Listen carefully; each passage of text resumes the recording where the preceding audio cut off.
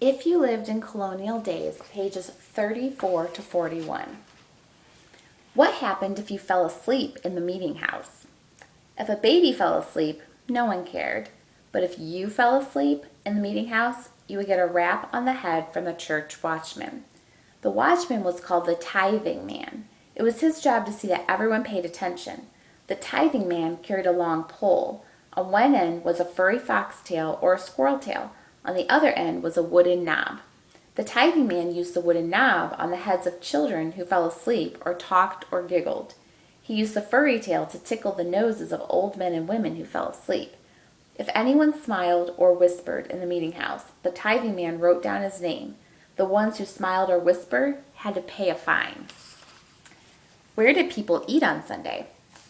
When the long morning service was over, it was time for lunch. The people who lived far away from the meeting house did not go home for lunch. They went to Sabbath house nearby. Then back they went to the meeting house for the afternoon services. At the end of the long day, the minister told the news of the week.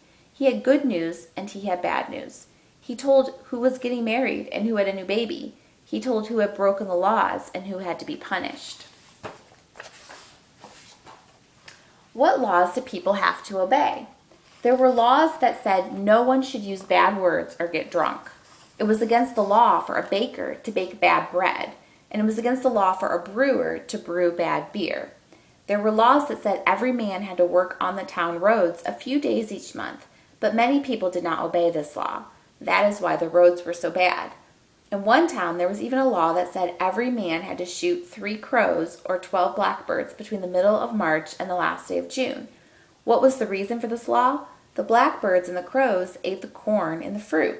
There were special laws for poor people. A poor man's clothes could not be as fancy as the clothes of a rich man.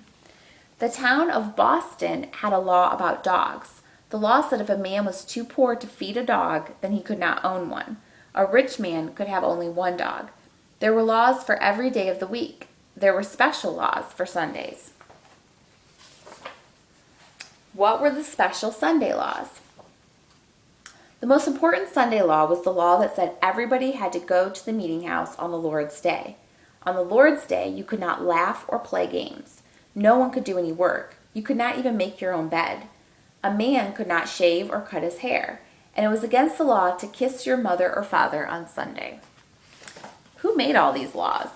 The men of the town voted for the laws. They voted at a town meeting that was held at the meeting house. New laws were passed at the town meetings. Could everyone vote in colonial days? No. Women could never vote, and a man could vote only if he was a member of the church and if he owned land. What happened to people who broke the laws? People who broke the laws were punished. Punishments in colonial days were cruel. Hanging was a punishment for many crimes. If someone stole a silver spoon, he could be put to death. Some people who broke the laws were whipped at the whipping post. Some people were ducked in the water on a ducking stool. In colonial days, it was against the law for a woman to talk back to her husband. If she did, she had to take the ducking stool punishment. Some people had to sit in the stocks. They had to wear cards around their necks that told what their crimes were. To make the prisoners feel ashamed, the punishments took place out of doors where everyone could see. People who passed by made fun of the prisoners. They laughed at them. They threw rotten apples and mud at them. It is said that the first man to sit in the Boston stocks was the carpenter who built them. What was his crime? He stole money to buy the lumber to make the stocks. This is the end of today's lesson.